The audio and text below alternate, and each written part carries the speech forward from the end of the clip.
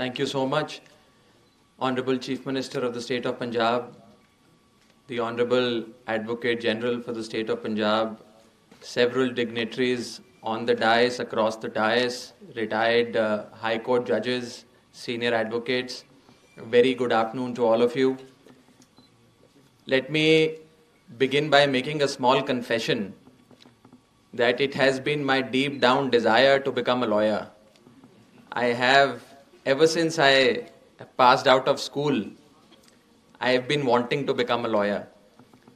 However, my mother and my father convinced me otherwise, and I ended up becoming a chartered accountant and not a lawyer.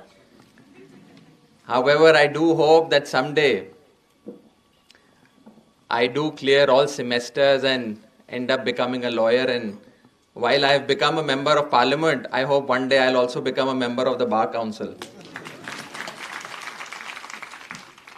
Chartered accountants and lawyers are almost of the same clan, of the same fraternity, of the same community. And for us, as a new political startup, as members of the Aam Aadmi Party, as founding members of the Aam Aadmi Party, we've had a spate of cases filed against us, from defamation cases to several frivolous cases. So those in our political journey, because of those cases, we have come very close to interacting with lawyers, with members of the bar and members of the bench. And I must say that it is a fascinating profession. I congratulate all new law graduates who are today being enrolled as members, as lawyers, and who are being bestowed upon with this license to practice. This is, in my view, not only a license to practice, but also a responsibility to uphold justice, to uphold access to justice.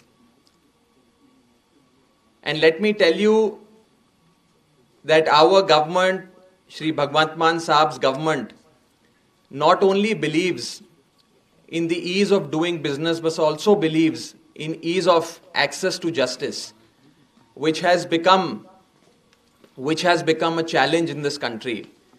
Let me take this opportunity to also state, because we have several members from the bench, retired from the bench, several retired judges, that today for a common man to approach a high court, to approach a Supreme Court, or access to justice is increasingly becoming difficult. And the pendency in courts is increasing with each passing hour. I do hope that the government and the judiciary come together and resolve this pendency. And I, as a member of parliament, would like to underline the Lakshman Rekha which the executive, that is, which the members of the government must exercise when it comes to dealing with the judiciary and appointments in higher judiciary. Over the last few weeks and months, we have seen a very ugly battle and a very ugly slugfest between the executive and the judiciary, where in particular from the side of the executive, pot shots have been taken on members of the collegium, members of the higher judiciary. And I think this fetish, this tendency on the part of the executive to interfere in appointments of higher judiciary must be resisted.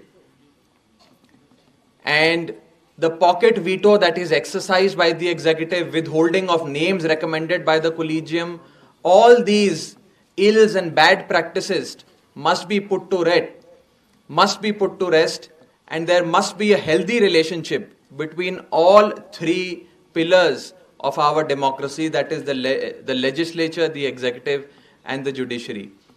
I do congratulate the Bar Council for this fantastic initiative of launching the e-services portal.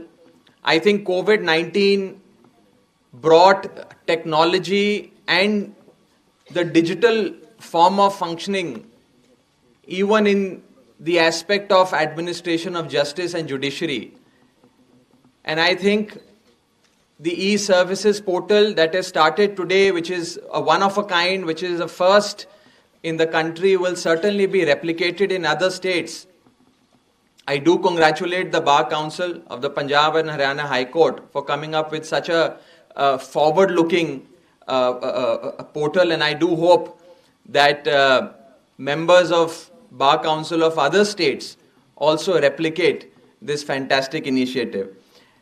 In the end, I would only like to say that just how we, the politicians, elected representatives, have the responsibility of running the legislature, running the executive, the administration of justice, judiciary, and the profession of law is in your hands. And I think all pillars must work closely in close coordination to ensure that India progresses. And when it comes to ease of doing business or ease of accessing justice, India should one day become number